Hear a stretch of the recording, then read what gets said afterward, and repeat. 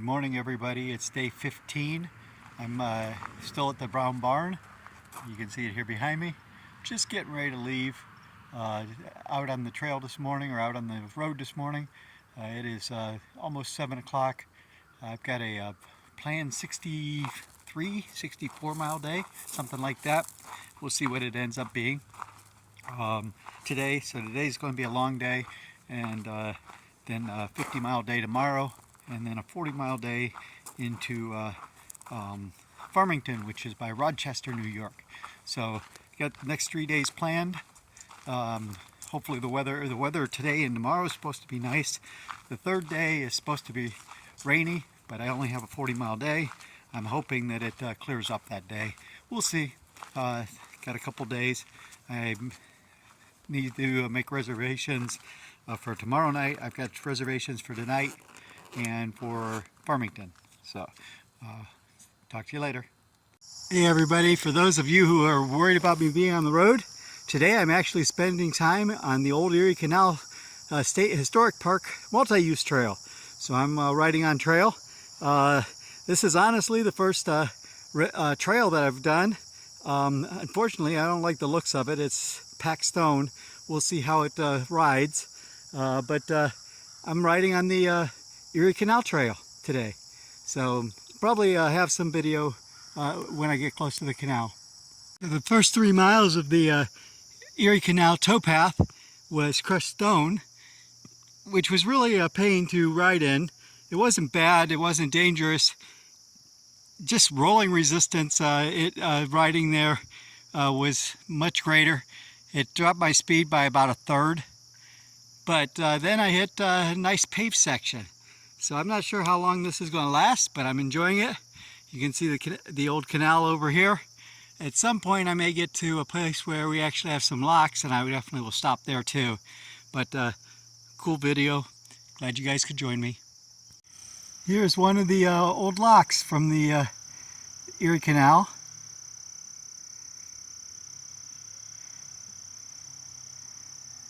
The guardrail up there is actually the lock where you can where it opens up. I'll see if I can find a place to park and go over there. So here's a nice view of the Erie Canal, down the Erie Canal. And then when we come over here, here's the locks, and you can see it's a double lock, kind of like the Panama Canal. So you have a lock here and you have a lock there, so they would put the boats in there, raise them up, and then they could continue on. And then you can see farther down there, there's the canal continuing on. The the building there is where they would control the water flow to raise the boats. Pretty cool. So we got to a display board. This is kind of cool. The Erie Canal was a vast commercial enterprise that required an army of men, women, and children to maintain and operate. Surveyors, engineers, lock tenders, toll collectors, bridge operators, repair crews, bank patrollers, whose job was to find leaks in the canal, all earned livelihoods working in the canal. By 1845, an additional 25,000 people operated the 4,000 boats that plied the canal. It's kind of cool. This army of workers also required thousands of merchants, taverns, hostels, liverymen, shopkeepers, and less reputable sorts of feed, clothing, bathe houses to see their needs. So this shows a picture of the canal, or the trail, and this is lock 21 that we're currently at. And I haven't looked at this side, but let's see what's over here. Oh, utilize lakes and rivers wherever it could. Oneida Lake is a good example, but crossing the lake was often dangerous. Shallow depths and sudden gales could produce huge winds. During the single 3-year period, nearly 20 barges and tugs were sunk or stranded at Veranda Beach alone. So kind of cool to be able to learn about the Erie Canal on my ride. This is kind of cool. To continue on the trail, we actually have to go right over top the lock. So this is again lock 21. And we're going to go over this bridge right next to the lock. You can see the huge lock doors here. You can see where the water is down here as compared to where the water is up here. So that they would actually bring the boats in at that level down there, fill it up, and bring them up to the level to continue on down the lock.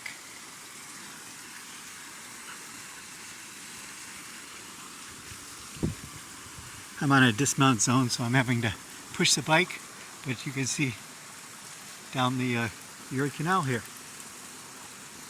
Hey everyone, stopped at McDonald's for lunch. You can see my bicycle sitting there in front of McDonald's, but McDonald's wasn't what I wanted to share with you. Across the street is the International Boxing Hall of Fame. It's this little building here. And the other interesting thing is right here at McDonald's, they have a boxing showcase for two of the boxers who came from this area. It's kind of cool. They have information about the boxers. They also have two of their wraps that they wore. But I just thought it was kind of cool that the Boxing Hall of Fame, International Boxing Hall of Fame, is here right across from this McDonald's that I happened to stop at for lunch. I've got about 15 more miles to complete my journey for today, and then I will have my campsite for the night. I'll do a wrap-up video there. So I stopped again. I'm riding along the Erie Canal. This is Chittenango Landing, and there's a museum here. It has one of the original boats that they used in the canal. Kind of cool. Unfortunately, the museum's closed. Whoops, sorry about that. The museum's closed, so I can't actually go over there. But I can take pictures from over here across the river. Up here. So that's a old canal boat over there underneath the roof. Kind of cool. So I'm going to grab my bike and head back over across the canal. So this ground here, that is what I'm riding on for most of the canal. It's not bad riding. It's just it does not have a good rolling, a lot more rolling resistance. So as you're riding on it, it takes a lot more effort than riding on asphalt. So I'm making slower time than if I was on the road, but everybody's happy about it because I'm safer. I'm not going to get hit by a car, which is true. It just takes longer to travel, and that's okay. I'm not in a hurry, and I still have plenty of daylight left, and I only have less than 10 miles to go. I think like 7 to my campsite. Hey everybody, I checked into Green Lake State Park. I did a 63.17 mile day today. A lot of that was on the Erie Canal Trail, which, as I said, the rolling resistance was a lot more difficult than if I stayed on the highway, but I was safer. So the wife's happy about that, so that's what it is. Glad I had a good day. I got in here around 2:15 or so, maybe a little bit before that, and got the tent set up and everything packed away into that. Got a little while before I do dinner tonight, but just wanted to do a follow-up. Thanks for everybody for joining me. I didn't do a video yesterday because it was a 0 day, and I basically just hung out at the campgrounds, took advantage of their game room downstairs, played a couple of video games, and got to watch the last Indy race of the season on TV live rather than on replay a couple weeks late. So I had a good day yesterday. Had a nice dinner.